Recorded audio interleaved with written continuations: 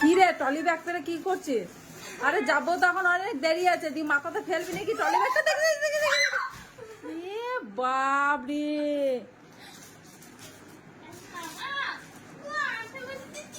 এখন যেতে অনেক দেরি আছে। মুখখান কইটা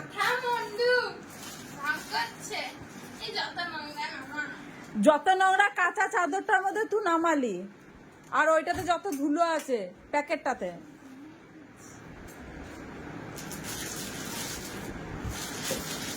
ফোনটা ধরো।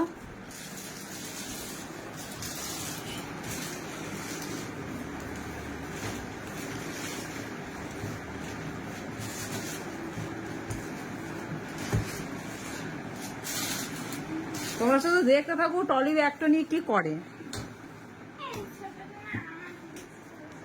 কবে থেকে পারবো সেটা ভাবছে যে কবে থেকে পারবো।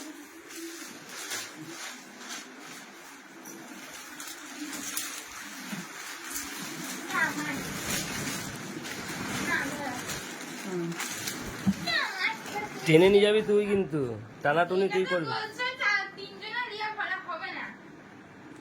তাহলে একটা এক্সট্রা নিতে হবে ব্যাগ। তুমি দেখো রানী নেবে ওই ছোট ট্রলি ব্যাগটাতে শুধু রানীর জামা প্যান্ট হবে, তো হবে।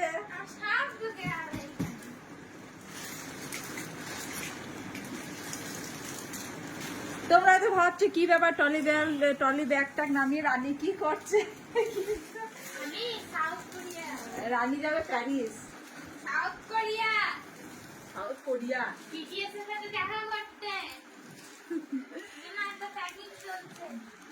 তো যাই হোক, কোথায় যাব না যাব সেটা তো বলবোই। এখন রানী ট্রলি ব্যাগ নিয়ে ব্যাগ গোছাগুছি করছে, এখন যেতে এখন 2-4 দিন টাইম আছে। তো যেদিন গোছাগুছি হবে সেদিন নয় প্যাকিং এর ভিডিওটা তোমাদের দেবো। তো ঠিক আছে, এই ভিডিওটা এই পর্যন্তই নয়। হ্যাঁ, ওটা অনেক কিছু তোর ভেতরে রাখা এসব।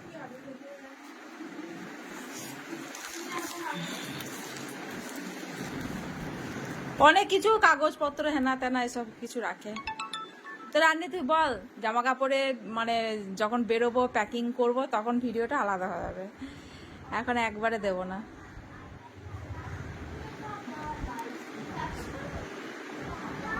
আমরা নেবো এই বড় ব্যাগটা, আমাদের 3 জনের ভরবো, আর ও নেবে ছোটটাও আলাদা করে নেবে। আমি তো ভাবছিলাম যে ছোটটায় সব একসাথে আমাদের ঢোকা।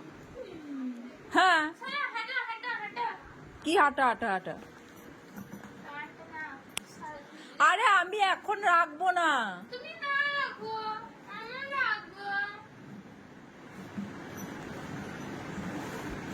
তুই রাখ এখন।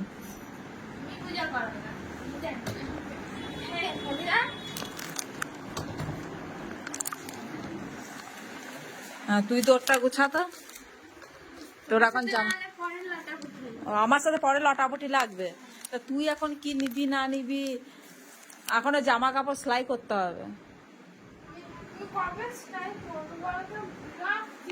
ঠিক আছে, চলো প্যাকিং এর ভিডিওটা পরে দেবো।